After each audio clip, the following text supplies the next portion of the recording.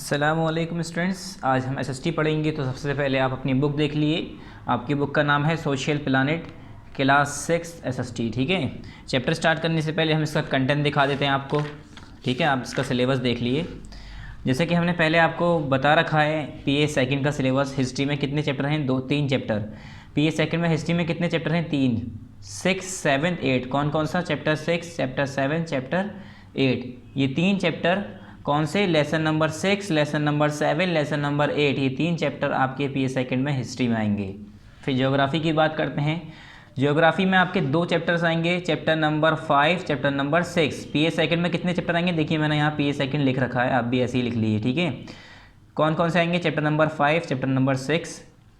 फिर सिविक्स की बात करते हैं। तो सिविक्स में कितने चैप्टर हैं? Chapter number 5, chapter number 6। इसमें भी 2 चैप्टर आपके पीए सेकंड में आएंगे, जिसमें से हम चैप्टर नंबर 5 की बात करें ज्योग्राफी में, तो हमने इसमें 2 पार्ट्स में कहा था ये हम पढ़ाएंगे, जिसमें हमने पार्ट 7 कंप्लीट कर दिया था और पार्ट नंबर 8 हमारा बाकी रह गया था और इसके साथ एक्सरसाइज बाकी रह गई थी। पेज नंबर 101 खोलिए, पहले ओपन कर लिए जल्दी से, उसके बाद हम बताते हैं कैसे पढ़ना है। तो पेज नंबर 101 यहाँ पर आप देखिए पीछे, ये रहा हमारा पेज नंबर 101। यहाँ पर हमने पार्ट 7 स्टार्ट किया था। ठीक है, यहाँ पर हमने पार्ट 7 स्टार्ट किया था। उसके बाद हमने ये सब पढ़ा, अलग अलग कॉन्टिनेंट्स के बारे में पढ़ा, हाइड्रोस्फीयर पूरा पढ़ा। ठीक है, पूरा ये हाइड्रोस्फीयर पढ़ा था। फिर इंपॉर्टेंस ऑफ हाइड्रोस्फीयर पढ़ा था। यहाँ पर हमारा पार्ट 7 हमने कहा था यहाँ पर हमारा कंप्लीट हो गया, तो हमने यहाँ पर लिख भी दिया था पार्ट 7 कंप्लीटेड। अब हम यहाँ पर पार्ट 8 स्टार्ट करने जा रहे हैं, जो आज हमें पढ़ना है, जो आज हमारा लेक्चर है पार्ट नंबर 8। ठीक है, यहाँ पर आप लिख लिए पार्ट नंबर 8 स्टार्टेड। यहाँ पर डेट लिख लीजिएगा, किस दिन ये वीडियो यूट्यूब पर अपलोड होगी उस दिन की यहाँ पर लिख लीजिएगा। स्टार्टिंग में जो वीडियो इससे पार्ट 7 वाली जब अपलोड होगी या अपलोड हुई उससे पहले की, तो उस दिन की वहाँ पर लिख लीजिएगा स्टार्टिंग में। ठीक है, तो चलिए पढ़ते हैं। एटमॉस्फेयर के बारे में आपने साइंस नहीं पढ़ा होगा, कई जगह पर आपने ये पढ़ा होगा। The atmosphere is an insulating blanket protect the earth. ये कह रहे हैं एटमॉस्फेयर एक इंसुलेटिंग ब्लैंकेट है। क्या? एक इंसुलेटिंग ब्लैंकेट है। अब इंसुलेटिंग क्या होता है आपने ये साइंस में पढ़ा होगा, इंसुलेटर। ठीक है, जिससे हीट करंट पास ना हो। इंसुलेटर वही तो कहते हैं इंसुलेटिंग। तो इंसुलेटिंग ब्लैंकेट है, एक चादर है जो कि अर्थ को प्रोटेक्ट करता है। क्या करता है? अर्थ को प्रोटेक्ट करता है, बचाता है। It softens the intense light and heat of the sun. ये जो हमारा एटमॉस्फेयर है ये क्या करता है? जो हमारी अर्थ की इंटेंस लाइट आती है, घनी बिल्कुल लाइट आती है, इंटेंस लाइट आती है, उसे वो सॉफ्ट करके ज़मीन पर भेजता है। और जो हीट ऑफ द सन, जो सन की, सूरज की जो हीट होती है, गर्माहट होती है, उसे वो थोड़ा हल्का करके, ठंडा करके ज़मीन पर भेजता है। अगर वो ऐसे के ऐसे ही हमारे अर्थ पर आ गई तो हम लोग जल जाएंगे। क्या होगा? हम लोगों को बहुत सारी बीमारी हो जाएंगी, हम लोग तप जाएंगे बिल्कुल। तो वो क्या करता है? उसे सॉफ्ट करके, उसे लाइट करके, क्या कहता है, हीट को लाइट करता है और हमारे अर्थ पर भेजता है। It is bound to the earth by gravity. और जो हमारा एटमॉस्फेयर है ये अर्थ से कैसे बाउंड है, कैसे जुड़ा हुआ है? तो जैसे कि एक पतंग होती है, पतंग को हम धागे से बांध कर रखते हैं और उसे पकड़ के रहते हैं, तो पतंग आगे नहीं जाती है ना पीछे जाती है। ठीक है, हम खींचते हैं तब वो हमारी तरफ आती है। मगर ग्रेविटी की क्या है? ग्रेविटी उसे वहीं पर रखती है, जैसे हम पकड़े रहते हैं। तो इसी तरीके से जो हमारा एटमॉस्फेयर है वो ग्रेविटी के ज़रिए अर्थ से बंधा हुआ है, अर्थ से रुका हुआ है, बाउंड है। It consist of several different layer which interact with one another. ये कह रहे हैं इसके अंदर बहुत सारी अलग अलग डिफरेंट लेयर्स होती हैं जो कि एक दूसरे से इंटरेक्ट करती है। विच इंटरेक्ट विद वन अनदर, जो कि एक दूसरे से इंटरेक्ट करती है। ठीक है, as a result of sun's radiation which passes through them. ये कह रहे हैं इसका रिजल्ट क्या होता है? जो कि सन्स की रेडिएशंस होती हैं जो कि इसके अंदर से पास होती हैं, उसका रिजल्ट क्या होता है? They undergo constant chemical and physical change. ये जो हमारा एटमॉस्फेयर है इसके अंदर से जब सन की रेडिएशंस पास होती रहती हैं तो इसके अंदर कुछ कॉन्स्टेंट लगातार केमिकल और फिजिकल चेंजेस होते रहते हैं। ठीक है, कुछ केमिकल चेंजेस हो रहे होते हैं और कुछ फिजिकल चेंजेस हो रहे होते हैं। It extends up to some 1600 kilometre above the earth surface. और ये 1600 किलोमीटर तक अर्थ के सरफेस से ऊपर, अर्थ के सरफेस से 1600 किलोमीटर ऊपर तक फैला हुआ है, मौजूद है। It represent the gaseous realm of the earth. और ये gaseous realm of the earth को रिप्रेजेंट करता है, मतलब अर्थ के गैसियस वाले हिस्से को रिप्रेजेंट करता है। ठीक है, एटमॉस्फेयर, जैसे मैंने अभी हाइड्रोस्फेयर पढ़ाया लिथोस्फेयर आपने पढ़ लिया, सॉलिड पोर्शन, हाइड्रोस्फेयर पढ़ लिया, पानी वाला पोर्शन, लिक्विड पोर्शन। अब जो गैसियस पोर्शन जो आया वो कहाँ पर आया, हमारा एटमॉस्फेयर में आया। The earth's atmosphere extends from the sea level to the fringes of interplanetary space some 200 kilometre above sea level. ये कह रहे हैं जो हमारा अर्थ का एटमॉस्फेयर है वो कहाँ से एक्सटेंड होता है, from the sea level to the fringes of interplanetary space some 200 kilometre above sea level. ये कह रहे हैं अर्थ का एटमॉस्फेयर जो है हमारा कहाँ से फैला हुआ है, सी लेवल से लेके उसके जो इंटरप्लेनेटरी फ्रिंजेस हैं, कौन सी स्पेस है जिसका बीच में स्पेस कितनी है, 200 किलोमीटर सी लेवल से ऊपर तक। ठीक है, समुंदर के 200 किलोमीटर सी लेवल से ऊपर तक। It thins very rapidly with altitude, और जितना ही एल्टीट्यूड बढ़ता जाएगा वो थिन होता जाएगा, मतलब जितनी ही आप हाइट पे जाते रहेंगे एटमॉस्फेयर थिन होता जाएगा। मेकिंग ब्रीथिंग डिफ़िकल्ट और हाई माउंटेन्स, और क्या, ऑन हाई माउंटेन्स। इसी वजह से क्या होता है, जब हम ऊपर जाते रहते हैं तो वहाँ पर एटमॉस्फेयर थिन होता जाता है, पतला होता चला जाता है, तो एटमॉस्फेयर में हमारी वो सारी गैसेस भी इतनी अमाउंट में नहीं मिलती है, जिसकी वजह से जब हम ऊंचाई पे जाते हैं तो ऑक्सीजन आपने देखा होगा लेके जाते हैं। जो माउंट क्लाइंबिंग करते हैं वो लोग ऑक्सीजन अपना लेके जाते हैं, क्यों, क्योंकि वहाँ पर डिफ़िकल्टी होने लगती है, सांस लेने में प्रॉब्लम होने लगती है। ठीक है, वहाँ पर सांस लेने में प्रॉब्लम होने लगती है, जिसकी वजह से क्या होता है, इसीलिए कहते हैं कि एल्टीट्यूड पे जब जाते हैं तो वो लोग क्या करते हैं, अपने साथ ऑक्सीजन लेके जाते हैं। द एटमॉस्फेयर, क्यों, क्योंकि वहाँ पर रैपिडली थिन होने लगता है ना एटमॉस्फेयर। एल्टीट्यूड पे जैसे जैसे हम बढ़ेंगे, हाइट पे जाएंगे, वैसे वैसे एटमॉस्फेयर कम होने लगेगा, और इसीलिए वहाँ पर जैसे आपने देखा होगा पहाड़ी इलाकों में खाना जल्दी कुक होता है, खाना जल्दी बनता है, टाइम कम लगता है, क्यों, एटमॉस्फेयर कम लग रहा होता है। एटमॉस्फेयर प्रेशर, हमारे ज़मीन पर यहाँ पर एटमॉस्फेरिक प्रेशर जो है, सॉरी यहाँ पर क्या है, एटमॉस्फेयर जो है एल्टीट्यूड के साथ साथ क्या हो रहा है, ठीक है, और वहाँ पर एल्टीट्यूड के साथ साथ बढ़ता जा रहा है, तो वहाँ पर क्या है, खाना इसीलिए ज़्यादा जल्दी पकता है। The atmosphere is compose of various gaseous and water vapour. ये कह रहे हैं जो हमारा एटमॉस्फेयर है वो किससे मिला है, किससे मिलकर बना हुआ है, various gases and water vapour, काफ़ी सारे गैसेज और वाटर वेपर यानी पानी की बूंद, पानी की वेपर्स से मिलकर बना है, भाप से मिलकर बना है। ठीक है, in its upper most reaches it is charge with सब एटॉमिक पार्टिकल। ये कह रहे हैं अगर हम इसके ऊपर अपर मोस्ट रीचेस पे जाएँ, ऊपर वाले हिस्से पे जाएँ, इट इज़ चार्ज विद सब एटॉमिक पार्टिकल्स। ये चार्ज होता है कुछ सब एटॉमिक पार्टिकल से, अबाउट 50 किलोमीटर फ्रॉम द अर्थ। कब तक, अर्थ से 50 किलोमीटर अबव तक। The atmosphere consists of about nitrogen 78% and oxygen 21% and very minute ratio of argon, carbon dioxide, argon, neon, helium, hydrogen, neon, helium, krypton etcetera. अभी करें जो हमारा atmosphere है earth का, उसमें क्या क्या है, कंसिस्ट ऑफ अबाउट नाइट्रोजन, उसके अंदर 78% तो नाइट्रोजन है, 21% ऑक्सीजन है, और बहुत कम रेशियो में आर्गन पाई जाती है, कार्बन डाइऑक्साइड पाई जाती है, हाइड्रोजन पाई जाती है, नियोन मिलती है, हीलियम मिलती है, क्रिप्टन मिलती है एक्सेट्रा। ये सारे हमारे क्या हैं, गैसेज हैं। Water vapour is generally in the range of about 0.2% to 0.4%, और वाटर वेपर जो है हमारा एटमॉस्फेयर के अंदर कितना होता है, 0.2% से 0.4% तक, 4% तक। ठीक है, without water vapour in the atmosphere there would be no weather और ऑन अर्थ। ये कह रहे हैं अगर वाटर वेपर ना हो, पानी की जो वेपर्स हैं ये अगर एटमॉस्फेयर के अंदर ना हो, क्या, अगर वाटर वेपर एटमॉस्फेयर के अंदर ना हो, there would be no water weather on earth, तो वहाँ पर कोई अर्थ पर वेदर नहीं होगा, कोई मौसम ही नहीं होगा। It is the source of all condensation and precipitation on the earth, और यही सारा सोर्स है कंडेंसेशन का और प्रिसिपिटेशंस का ऑन द अर्थ। मतलब बारिश भी नहीं होगी अगर एटमॉस्फेयर नहीं होगा, ठीक है, कोई एवेपोरेशन नहीं होगा, प्रेसिपिटेशन नहीं होगा, तो क्या है, फिर कोई जिंदा भी नहीं रहेगा। Water enters the atmosphere by evaporation from hydrosphere by transpiration and leaves the atmosphere by precipitation as snow और रेन। अब ये कह रहे हैं वाटर जो है वो एंटर करता है एटमॉस्फेयर में एवेपोरेशन के जरिए फ्रॉम हाइड्रोस्फेयर से, बाय ट्रांसपिरेशन, और ट्रांसपिरेशन के जरिए, एंड लीव्स, बाय लीव्स होना चाहिए यहाँ पर, बाय ट्रांसपिरेशन बाय लीव्स होना चाहिए, and leaves the atmosphere by precipitation, और एटमॉस्फेयर को लीव कर देता है बाय प्रिसिपिटेशन को। मतलब जब बारिश होती है उसे हम कहते हैं प्रिसिपिटेशन हो रहा है, स्नो गिरती है उसे हम कहते हैं प्रिसिपिटेशन हो रहा है, तो वो फिर क्या करता है, एटमॉस्फेयर को छोड़कर आता है।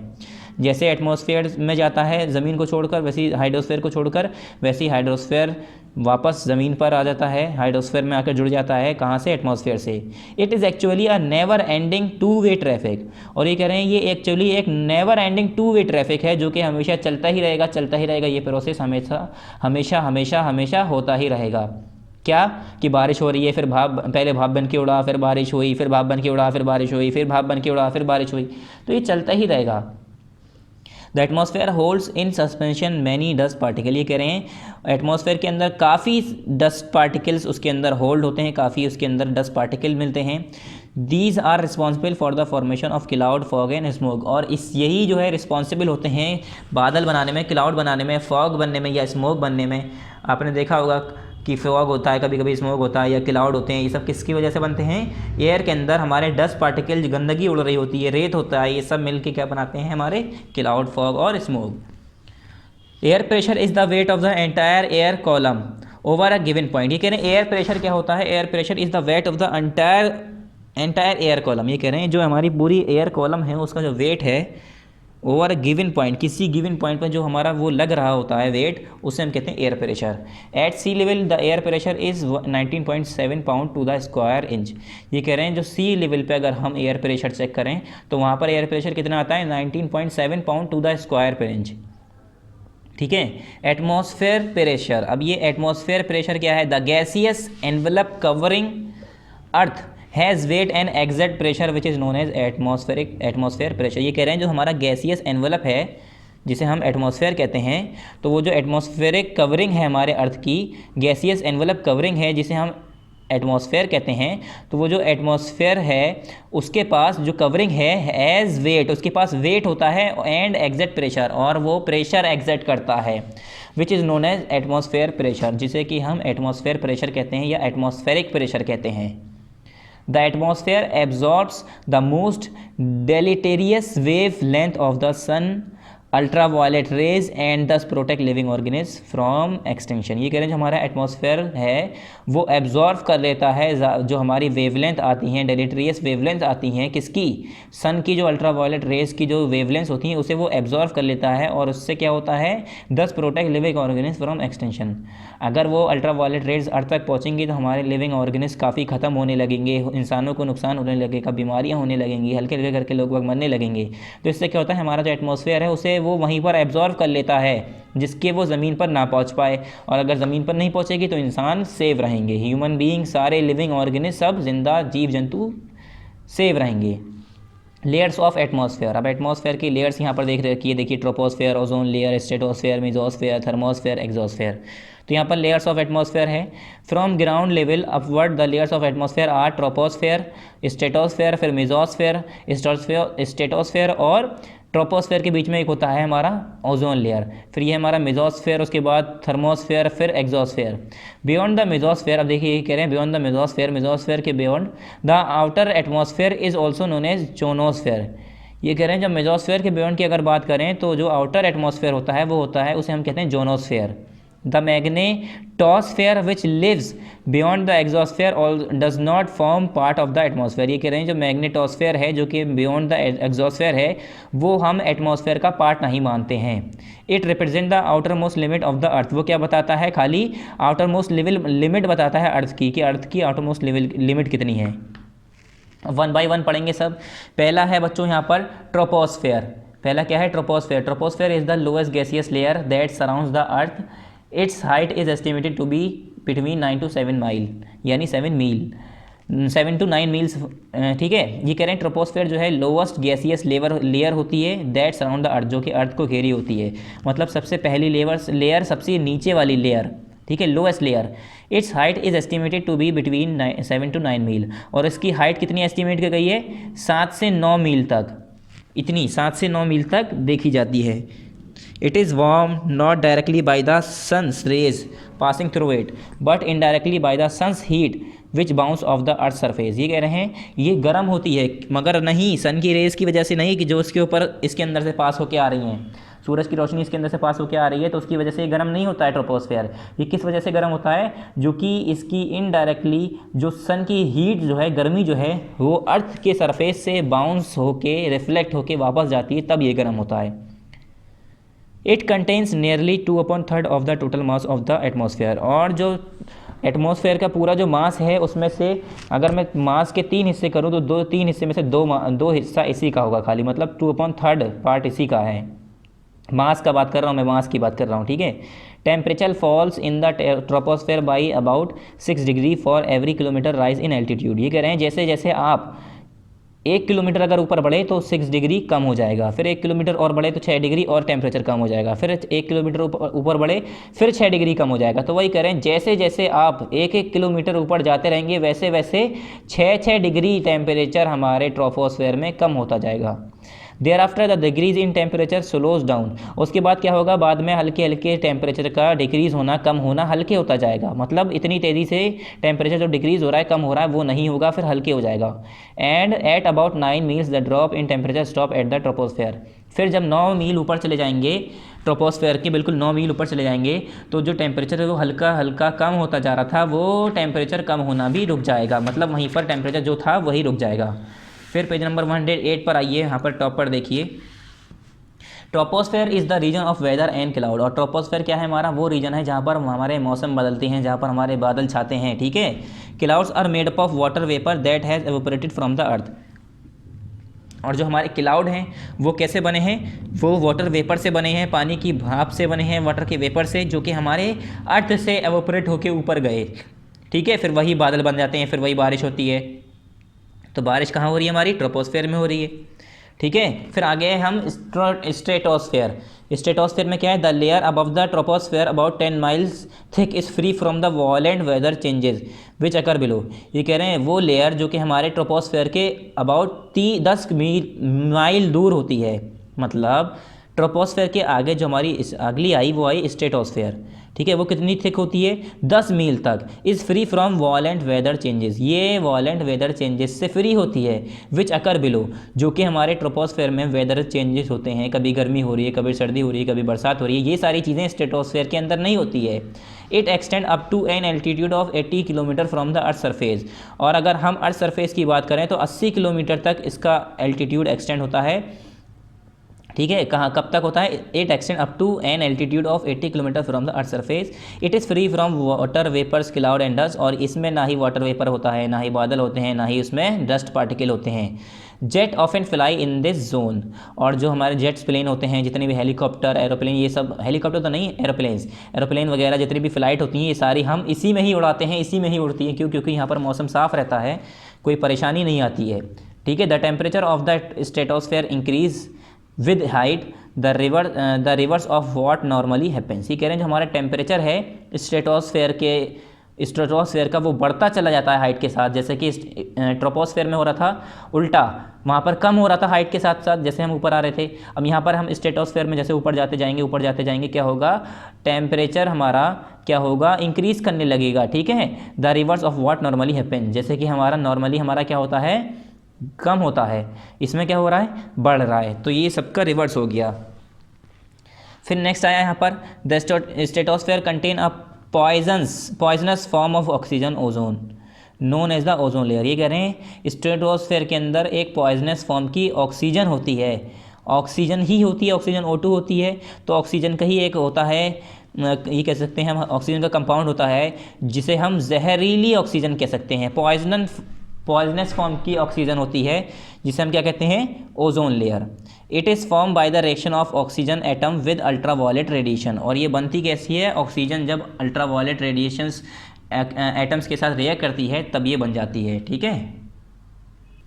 ठीक है स्टूडेंट्स, तो ये कब बनती है, जब हमारी पॉइजनस फॉर्म की ऑक्सीजन यानी सिंपल ऑक्सीजन जब रिएक्ट करती है हमारी किससे, अल्ट्रावायलेट रेडिएशंस से। जब ऑक्सीजन के एटम्स जो हैं हमारे अल्ट्रावायलेट रेडिएशंस के साथ एटमॉस्फेयर के अंदर रिएक्ट करते हैं तो वो ओजोन लेयर बना लेते हैं। ओजोन पहले बनता है, फिर ओजोन ऐसे ही बनते पूरी एक लेयर बन जाती है, पूरी परत बन जाती है। It's amount varies because of several factors the ozone layer has two important effects. ये कह रहे हैं इसका अमाउंट भी वेरी करता है, मतलब हो सकता है कि हमारे इंडिया के ऊपर ओजोन लेयर का जो थिकनेस है वो अलग हो, अमेरिका के ऊपर अलग हो, ठीक है, इसका जो अमाउंट है वो वेरी कर सकता है। इसके 2 लेयर हैं। Ozone layer has 2 important effect. Ozone layer जो है इसकी 2 इंपॉर्टेंट इफेक्ट्स हैं। It traps weather in the troposphere. सबसे पहला, ये वेदर को ट्रोपोस्फेयर के अंदर ट्रैप करके रखता है, पकड़ के रखता है। It makes life possible on the planet by blocking out from the earth ultraviolet radiation which destroy all living organism. और ये क्या करता है, प्लानट जो है उस पर अल्ट्रावायलेट रेडिएशंस ना पहुँच पाए, जैसे कि हमारा अर्थ है उस पर अल्ट्रावायलेट रेडिएशन जैसे कि सन की रेज आती हैं, उसके साथ साथ कुछ अल्ट्रावायलेट रेडिएशंस आती हैं जो कि लिविंग बींग्स को नुकसान पहुंचाती हैं। तो ये क्या करता है, उसे वहीं पर ट्रैप कर लेता है जो कि यहाँ पर आ नहीं पाएँ और living beings, living organism save रहें। फिर आया नेक्स्ट हमारा mesosphere. Mesosphere relatively motionless is generally 30 to 50 miles in height. ये कह रहे हैं जो हमारा मेसोस्फेयर है वो बिल्कुल एक तरह से मोशनलेस है, उसके अंदर कोई मोशंस नहीं है, ठीक है, कोई इसके अंदर मोशंस नहीं होते हैं, ठीक है। It is generally 30 to 50 metre miles in height, और ये 30 से 50 मील हाइट में है। The atmosphere cooks against with temperature dropping 200 degree Celsius at the layers boundary of the mesosphere. और जो मेसोस्फेयर की लेयर्स बाउंड्री होती है उसकी जो बाउंड्री है बिल्कुल लास्ट वाला पार्ट है जिसे हम मेसोफोर्स कहते हैं, वहाँ पर जो टेम्परेचर है वो कितना गिर जाता है, 100 डिग्री। फिर नेक्स्ट आगे हमारा thermosphere. Thermosphere is another layer that extends to a height of 50 to 400 miles above the earth. Thermosphere क्या है, ये एक अनदर लेयर है जो कि हमारी कहाँ से फैली हुई है, 50 से लेकर 400 मील अबव द अर्थ, मतलब अर्थ के 50 मील से लेकर 400 मील above the earth. Radical changes occur in this region, इसके अंदर कुछ रेडिकल चेंजेस होते रहते हैं। Almost all the atoms in this region are ionise, और इस रीजन के जो हमारे ज़्यादातर रीजन होते हैं, इस ज़्यादातर हमारे जो एटम्स होते हैं वो आयोनाइज होते हैं, मतलब आयंस की फॉर्म में पाए जाते हैं। That is their electron are strip off by the sun, जिसका मतलब ये है वो आयंस के फॉर्म में क्यों पाए जाते हैं, क्योंकि जो हमारे सारे एटम्स होते हैं सभी के अंदर इलेक्ट्रॉन्स पाए जाते हैं, तो जो उसके अंदर के इलेक्ट्रॉन्स जो होते हैं वो स्ट्रिप आउट हो जाते हैं सन के ज़रिए। सन उसे या तो फिर निकाल देता है, ठीक है, उसके अंदर से एटम्स निकाल लेता है, जिसकी वजह से वो आयंस के फॉर्म में बन जाते हैं, मतलब चार्ज लग जाता है उनमें। The electric waves entering this region is reflected और refracted back to the earth. और जो हमारी इलेक्ट्रिक वेव्स हैं इस रीजन में, जो हमारी रीजन में एंटर करती हैं वो सारी रिफ्लेक्ट होती हैं या रिफ्रैक्टेड होती हैं बैक टू द अर्थ पर वापस आती हैं। Radio waves which travel in straight line can be bent round the curve of the अर्थ। जो रेडियो वेव्स जो कि हमारी स्ट्रेट लाइन में चलती हैं वो हमारी बेंट हो सकती हैं, कहाँ पर, bent round the curve of the अर्थ। जो अर्थ का जो कर्व है इस तरह से हमारा जो अर्थ का कर्व है, जैसे यहाँ से हमारी वेव्स निकली तो जो थर्मोस्फेयर में जब वो रिफ्लेक्ट करेगी वहाँ से तो वो बेंड होके आएगी, ठीक है। Radio wave which travel in straight line can be bent round the curve of the earth by bouncing them of the thermosphere. कब, जब वो थर्मोस्फेयर पे जाके बाउंसिंग बैक होगी, मतलब उससे टकरा के वापस आएगी। But the thermosphere returns only those with a wavelength longer than about 50 meals. और खाली थर्मोस्फेयर वही वेवलेंथ वापस भेजता है जिसकी जो कि 15 मील से ज़्यादा लंबी हो, ठीक है। वेवलेंथ कम से कम उसकी कितनी होनी चाहिए, 15 miles. Television signal and VHF waves which are shorter than this penetrate the ionosphere. और जो हमारे टेलीविज़न्स होते हैं सिग्नल, जैसे कि VHF वेव्स जो होती हैं वो क्या होती हैं, इससे छोटी होती हैं, क्या होती है, 15 मील से इसकी वेवलेंथ कम होती है, तो वो क्या करती हैं, आयोनोस्फेयर को पेनिट्रेट करती हुई निकल जाती है, ठीक है, वो मतलब उसे चीरती हुई, से फाड़ती हुई बाहर निकल जाती है। नेक्स्ट आया हमारा exosphere.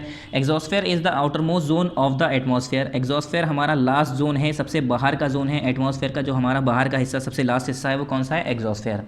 Which begins at about 400 miles and at about 600 miles above the अर्थ। जो कि हमारा 400 मील से शुरू होता है और ख़त्म कहाँ होता है, 600 मील अर्थ के ऊपर। The air at this altitude is so thin that its atom seldom collide with one another.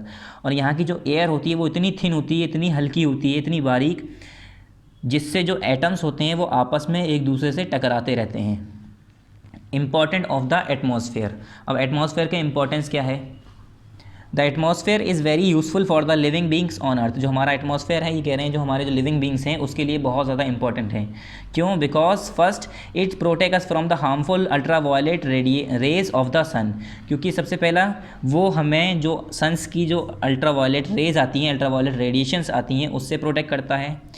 Second, it maintain an even temperature on earth. Earth पर ये एक इवन टेम्परेचर मेंटेन करके रखता है, ना ही ज़्यादा सर्दी ना ही ज़्यादा गर्मी। ठीक है, अगर ये सारी रेडिएशंस को रोक देगा, सारी हीट को रोक देगा, तो फिर अर्थ पर हमारे सर्दी ही होगी, सिर्फ गर्मी होगी नहीं। और अगर ये सारी रोशनी यहाँ पर आने देगा, सारी हीट यहाँ पर भेज देगा, ठीक है, सारी रेडिएशंस यहाँ पर भेज देगा, तो अर्थ का टेम्परेचर बहुत ज़्यादा बढ़ जाएगा। तो ये क्या करता है? मॉडरेट टेम्परेचर रखता है अर्थ का। Third, it softens the glare of the sun. और ये जो सन की जो ग्लेयरनेस है उसे सॉफ्ट करके रखता है, मतलब उसकी जो चमक है उसे सॉफ्ट करके रखता है, उसकी इंटेंसिटी कम करता है। Fourth, oxygen present in the atmosphere is necessary for breathing for all of us. और सबसे पहला जो ऑक्सीजन हमारी एटमॉस्फेयर के अंदर मौजूद है वो क्या करता है? वो हमारे सांस लेने के लिए, ब्रीथिंग के लिए, इनहेल करने के लिए, एक्सहेल करने के लिए ये बहुत ज़्यादा इंपॉर्टेंट होता है। इसलिए ऑक्सीजन भी क्या है? एक एटमॉस्फेयर का पार्ट है। Carbon dioxide is needed by plants to prepare their food. और जो कार्बन डाइऑक्साइड ये भी हमारे एटमॉस्फेयर के अंदर मौजूद है, तो ये भी किसके लिए ज़रूरी होती है? प्लांट्स के लिए। किस लिए? टू प्रिपेयर देयर फूड, अपना खाना बनाने के लिए, ठीक है, फल बनाने के लिए। नेक्स्ट हमारा सिक्स्थ यहाँ पर, nitrogen is important as it is the main part of protein. और नाइट्रोजन ये भी हमारे एटमॉस्फेयर की एक पार्ट है और सबसे ज़्यादा अमाउंट में पाई जाती है। तो ये क्यों इंपॉर्टेंट है? क्योंकि ये हमारे प्रोटीन का मेन पार्ट्स है और हमारे प्लांट्स को जो प्रोटीन चाहिए होता है वो इसी नाइट्रोजन से ही मिलता है। Seventh, it control the extremes of the season. Seventh, it control the extreme of the season. ये सीज़न को कंट्रोल करता है। उसके बाद sounds can only transmit in the presence of air. और साउंड्स जो है, जो हम बोल रहे हैं, जो हम एक दूसरे से बात कर रहे हैं, वो एक दूसरे के पास कैसे पहुंच रही है? वो एयर की प्रेजेंस की वजह से। अगर एटमॉस्फेयर के अंदर एयर नहीं होती तो हमारी साउंड्स एक जगह से दूसरी जगह ट्रेवल नहीं करती। नेक्स्ट आते हैं हम बायोस्फेयर पे। बायोस्फेयर क्या है? The word BIOS is an ancient Greek word meaning life. BIOS का वर्ड जो बायोस जो वर्ड है, तो बायोस्फेयर जो वर्ड पूरा है, इसमें जो बायोस वर्ड है इसका ये लिया गया है ग्रीक वर्ड से, एंशियंट ग्रीक वर्ड से, जिसका मतलब होता है लाइफ यानी ज़िंदगी। The part of the earth in which all form of life exist is called biosphere. ये कह रहे हैं बायोस्फेयर का वो पार्ट, लाइफ क्या? द पार्ट ऑफ द अर्थ का वो part in which all form of life exist, जिसमें सारी तरीके की लाइफ एग्जिस्ट करती हों, हर तरह की ज़िंदगियाँ उसमें मौजूद हों, ठीक है, चाहे वो पानी में रहने वाले हों, ज़मीन पर रहने वाले हों, या हवा में रहने वाले हों, हर तरीके की, या ज़मीन के अंदर रहने वाले हों। तो हर तरीके की जो फॉर्म्स हैं, ऑल फॉर्म्स ऑफ लाइफ जो एग्जिस्ट करती हैं, उसे हम क्या कहते हैं? उस अर्थ के उस पार्ट को हम कहते हैं biosphere. The idea of biosphere, sphere of life. Biosphere का मतलब क्या है? स्फेयर ऑफ लाइफ, ठीक है, एक ऐसी जगह, एक ऐसा हिस्सा जहाँ पर लाइफ एग्जिस्ट करती हो। Was first suggested by the Austrian geologist. ये जो बायोस्फेयर जो वर्ड दिया था, ये जो आइडिया दिया था, ये किसके ज़रिए पहले दिया गया था? ऑस्ट्रेलियन जियोलॉजिस्ट थे जिसका नाम था Edward Suess. It is unique to earth, that is only earth is having life bearing layer और बायोस्फेयर। ये सिर्फ और सिर्फ हमारे अर्थ के लिए ही यूनिक है। क्यों? क्योंकि सिर्फ और सिर्फ अर्थ पर ही हमारा बायोस्फेयर पाया जाता है, किसी और प्लैनेट पर बायोस्फेयर नहीं एग्जिस्ट करता। क्यों? क्योंकि यहीं पर ही लाइफ एग्जिस्ट करती है। This is possible on earth because, और ये अर्थ पर पॉसिबल क्यों है? अर्थ पर ही सिर्फ बायोस्फीयर क्यों मेंटेन होता है? अर्थ पर ही बायोस्फीयर क्यों पाया जाता है?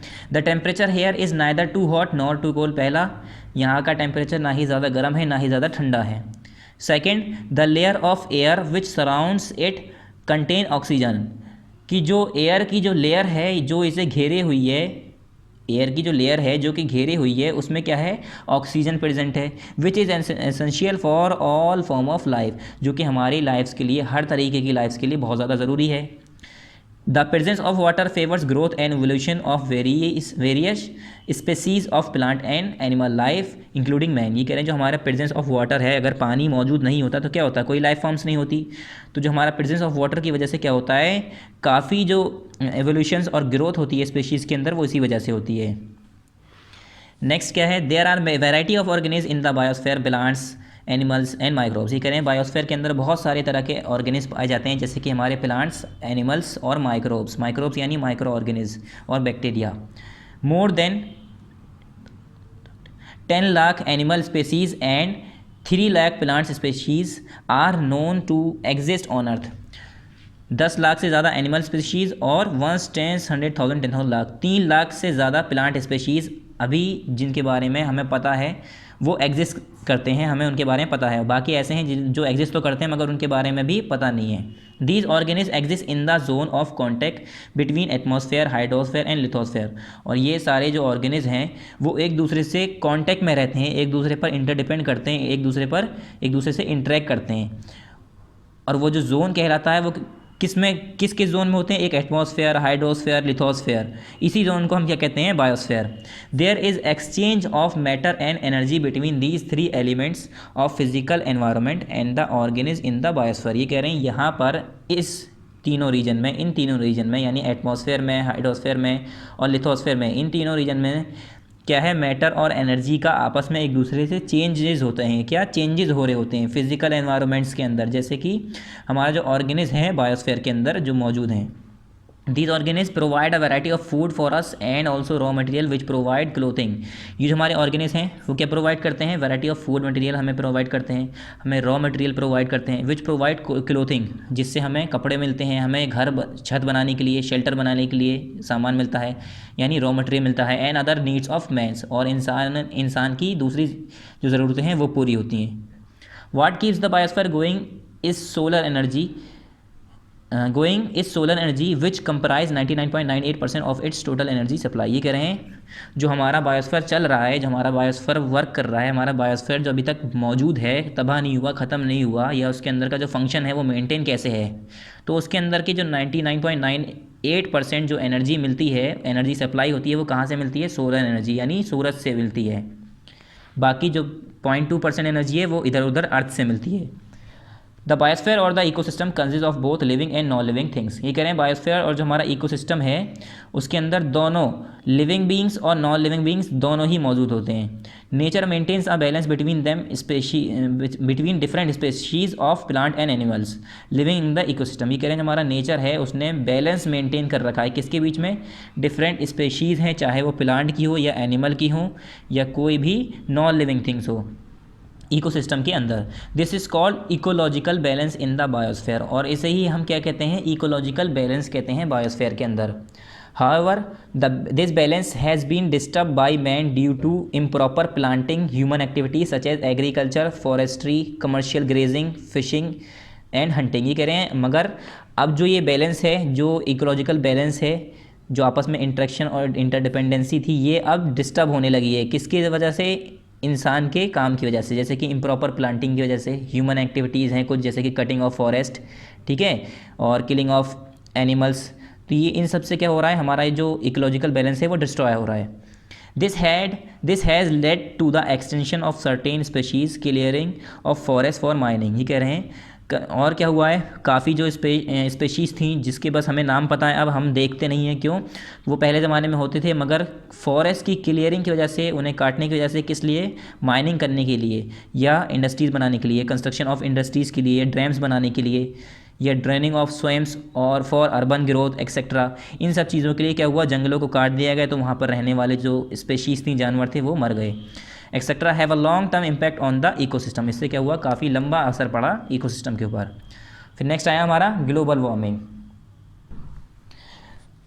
Disruption of basic ecological activities happens due to number of other factors such as filling of forest for fulfilling our needs of wood और क्लियरिंग लैंड फॉर एग्रीकल्चर। ये करें डिस्ट्रप्शन जो हो रहा है हमारे जो बेसिक इकोलॉजिकल एक्टिविटीज़ हैं उसमें क्या किस वजह से हो रहा है? नंबर ऑफ एक्टिविटीज़ जो कि हम कर रहे हैं, जैसे कि हम फॉरेस्ट को काट रहे हैं, किस लिए? लकड़ियों के लिए, और एग्रीकल्चर खेती बाड़ी करने के लिए हमें जगह चाहिए, इसलिए हम जंगलों को काट रहे हैं।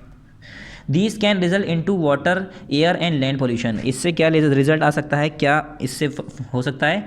एयर पोल्यूशन हो सकता है, लैंड पोल्यूशन हो सकता है, और वाटर पोल्यूशन का रिजल्ट हो सकता है। Such as ecological imbalance, depletion of ozone layer. और कुछ इकोलॉजिकल इम्बैलेंस के नाम यहाँ पर बताएं, जैसे कि ozone layer depletion, global warming effect etcetera. Increase in the amount of carbon dioxide, CO2 leads to increase in global temperature. ये कह रहे हैं जैसे हमारा कार्बन डाइऑक्साइड का अगर अमाउंट बढ़ गया, जितना अमाउंट हमारे एनवायरनमेंट में है अगर उससे ज़्यादा हो गया कार्बन डाइऑक्साइड, तो उससे क्या होगा, ग्लोबल टेम्परेचर मतलब पूरे ग्लोब का यानी पूरे अर्थ का टेम्परेचर बढ़ जाएगा। और ये कार्बन डाइऑक्साइड का लेवल कैसे बढ़ेगा, जैसे कि हम फॉसिल फ्यूल्स जो हमारे फ्यूल्स यूज़ करते हैं, हम जो आग जलाते हैं, लकड़ी जलाते हैं, उससे हमारे कार्बन डाइऑक्साइड्स निकलते हैं। तो फ्यूल्स को ज़्यादा यूज़ करने पर, उसे बर्न करने पर क्या होता है, कार्बन डाइऑक्साइड निकलती है, जिससे हमारी टेम्परेचर बढ़ता है और उसे ही हम कहते हैं ग्लोबल वार्मिंग इफेक्ट होना। This is term as global warming. और ऐसे ही हम क्या कहते हैं, increase in temperature, rapid increase in global temperature is called global warming. इसे ही हम क्या कहते हैं, global warming. Cause of global warming, global warming का कॉजेज़ क्या है, वजह क्या है। The combustion of fossil fuels in car, factories and production of electricity produce carbon dioxide which is the most common gas responsible for global warming। ये कह रहे हैं ग्लोबल वार्मिंग का वजह क्या है, जो हम फॉसिल फ्यूल्स कार के अंदर, फैक्ट्रीज़ के अंदर या इलेक्ट्रिसिटी प्रोड्यूस करने के लिए प्रोड्यूस कार्बन डाइऑक्साइड, हम जो फॉसिल फ्यूल यूज़ करते हैं अगर इन सब जगहों पर यूज़ करते हैं तो फॉसिल फ्यूल यूज़ करने से क्या होता है, वो कार्बन डाइऑक्साइड रिलीज़ करती है।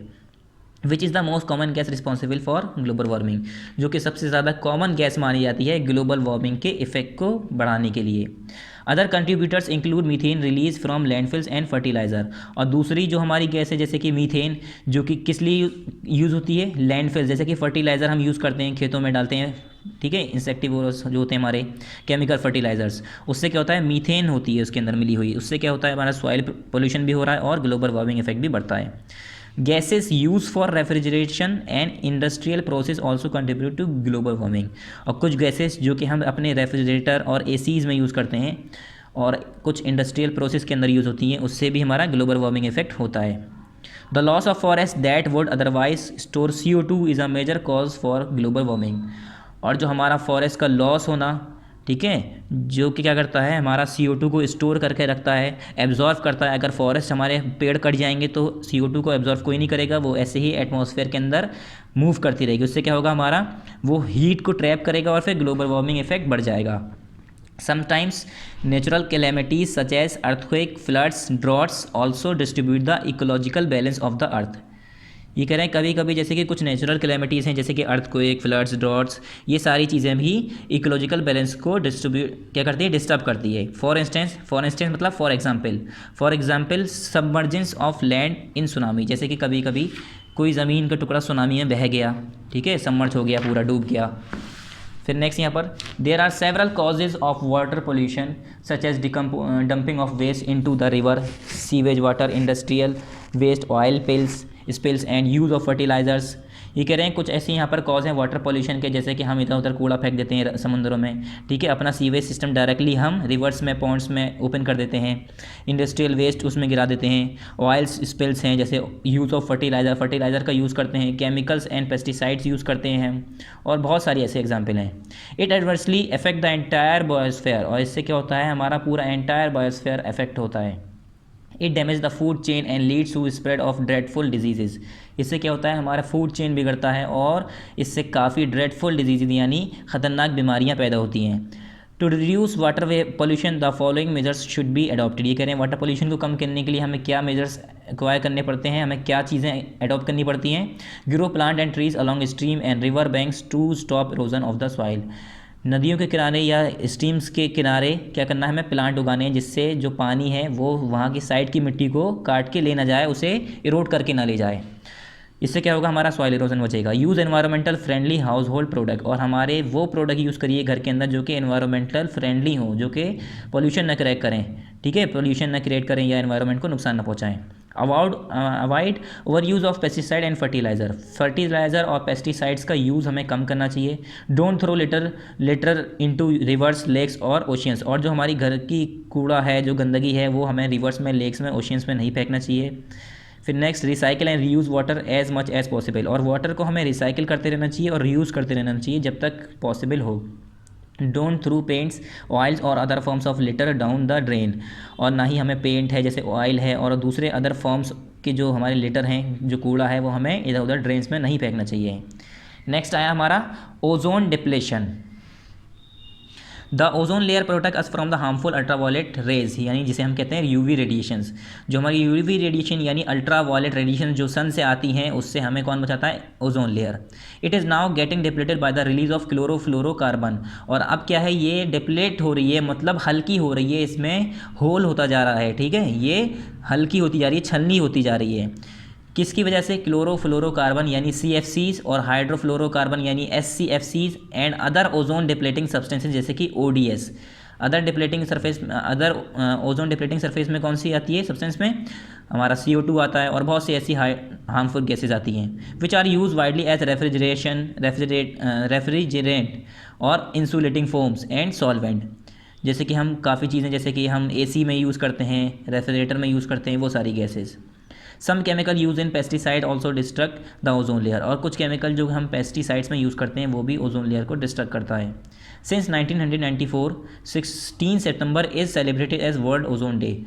और 1994 16 सितंबर को हम वर्ल्ड ओजोन डे सेलिब्रेट करते हैं to create awareness among the masses about the increase threat of ozone depletion. क्या बताने के लिए? कि लोगों को हम अवेयर कर पाएँ कि हमारा जो ओजोन डिप्लेशन है वो बढ़ता जा रहा है, हमें अपने एनवायरनमेंट का ख्याल रखना चाहिए।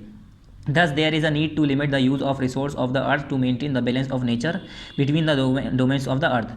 तो यही कह रहे हैं, जो हमें इसकी ज़रूरत है, जो हमारे रिसोर्सेज हैं, अर्थ के बैलेंस को नेचर के बीच में मेंटेन करने के लिए, नेचर को क्या करना है हमें, उसके बैलेंस को मेंटेन करने के लिए क्या करना है, अर्थ के रिसोर्सेज को हमें केयरफुली यूज़ करना है, ठीक है।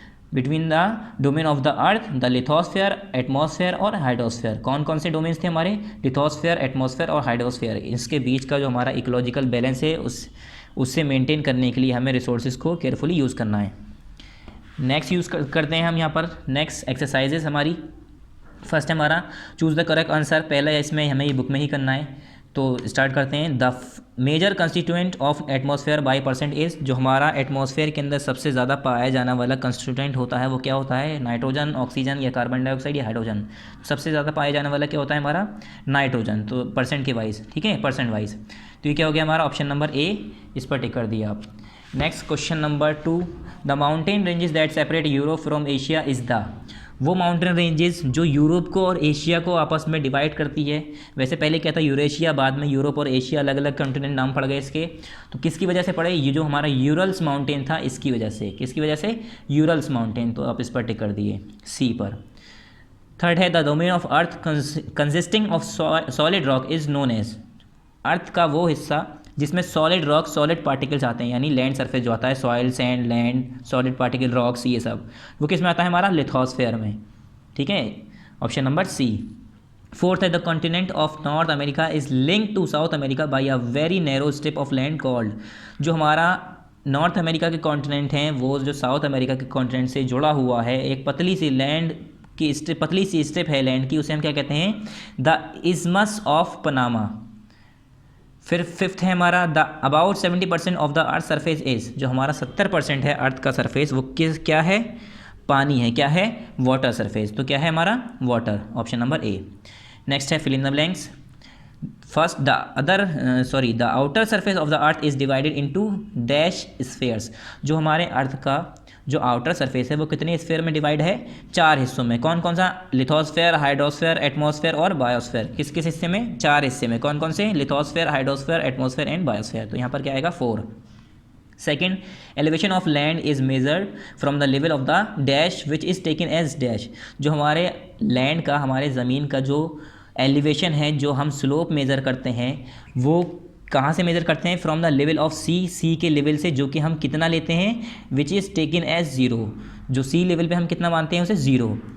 About dash of the earth land surface lies to the north of the equator. ये कह रहे हैं कितना % जो अर्थ का लैंड सरफेस है वो नॉर्थ, इक्वेटर के नॉर्थ साइड में आ रहा है, यानी नदर्न हेमिस्फेयर में आ रहा है।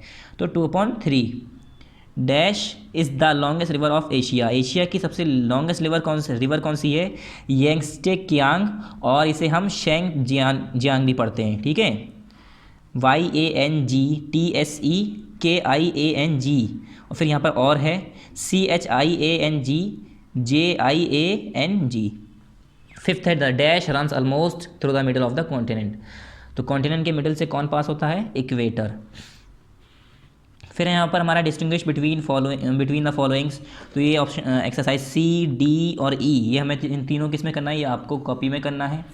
उसके बाद एक्सरसाइज एफ, ये नहीं करना है, ठीक है। चलिए सी स्टार्ट करते हैं।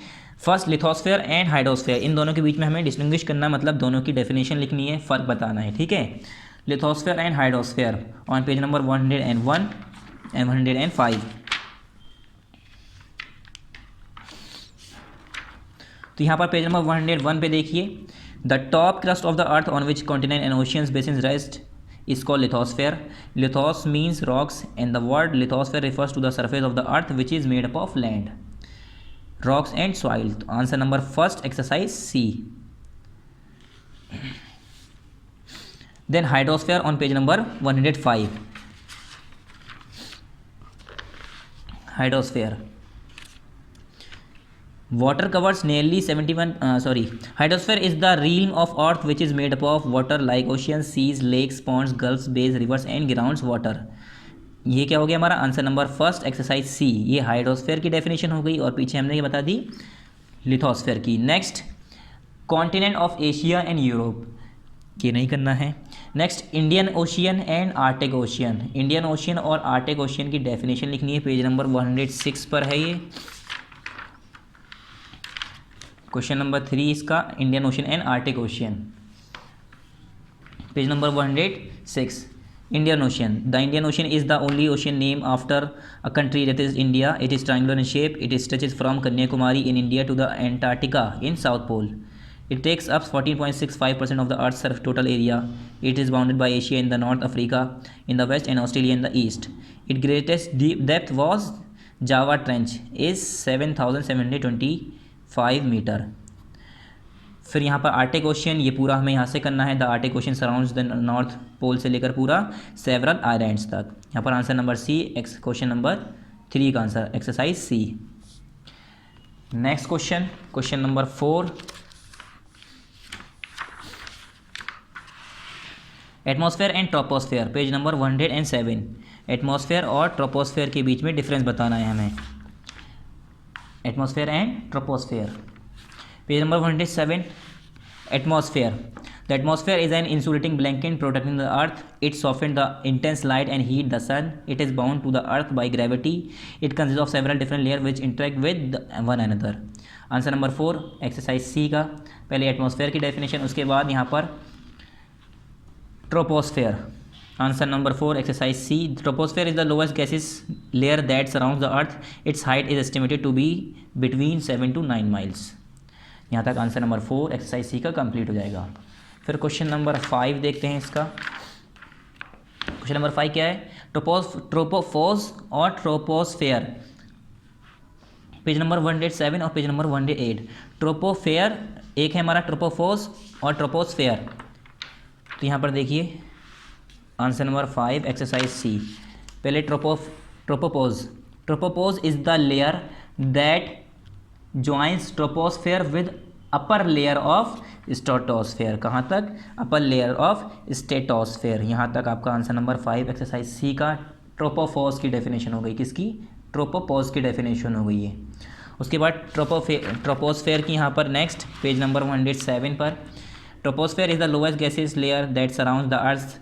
Its height is estimated to be between 7 to 9 miles. Answer number 5, exercise C. Now next, इसे कट कर दिए।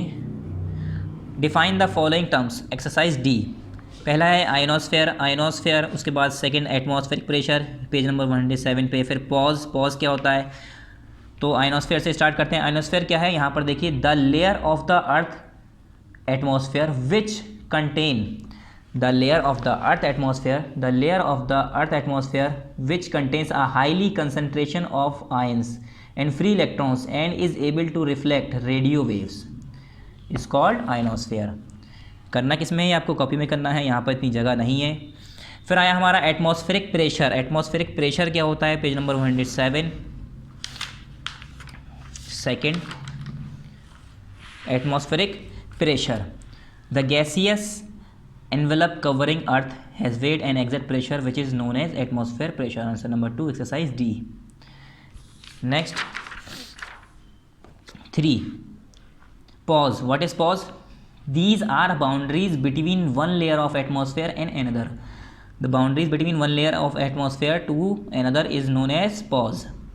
ओजोन लेयर, ये होमवर्क है आपका. Mesosphere, page number 108. Mesosphere page number 108. Answer number 5 exercise D. यहाँ पर ये पूरा मेसोस्फेयर रिलेटिव से लेकर पूरा boundary of the mesopause. Answer number 5 exercise D. Now next exercise answer number first. Question number first, what is lithosphere? Exercise E, what is lithosphere? Answer this question in brief. Page number 101. What is lithosphere? Lithosphere, the top crust of the earth. Answer number first exercise E, same answer. Answer number first exercise C का जो answer है वही answer number first exercise E का है. तो यहाँ पर क्या होगा, आंसर नंबर फर्स्ट लिखिए एक्सरसाइज ई, यहाँ से पूरा यहाँ तक, द टॉप क्रस्ट ऑफ से लेकर रॉक एंड सॉइल तक. उसके बाद question number 2, how many continent are there, give their names in descending order. Page number 102 पे है. ये पूछा है कितने कॉन्टिनेंट्स हैं और उसका डिसेंडिंग ऑर्डर में, मतलब बड़े से छोटे. सबसे बड़ा जो है उसका पहले, उससे छोटा उससे उसके बाद, उससे छोटा उसके बाद. ठीक है, इस तरह से हमें नाम देना है. तो पेज नंबर 102 पे क्वेश्चन नंबर 2 का आंसर एक्सरसाइज ई यहाँ पर है. Answer number 2 exercise E, there are 7 continents in the world. These are separated by large water bodies in order of their size. They are Asia, Africa, north America, south America, Europe, Australia and Antarctica. Answer number 2 exercise E, पूरा यहाँ से यहाँ तक. Next question, question number 3,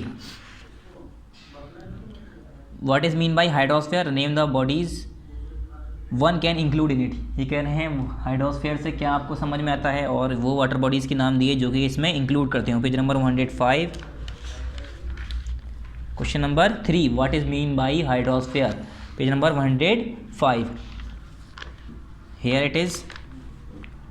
यहाँ देखिए hydrosphere, answer number first सी का था यही. आंसर नंबर 3 एक्सरसाइज ई का भी यही है, हाइड्रोस्फीयर से लेकर पूरा वाटर तक.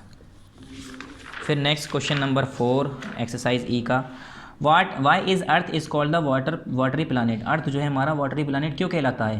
तो यहाँ पर लिखिएगा अर्थ is called the watery planet because के बाद पेज नंबर 105 पर आ जाइए.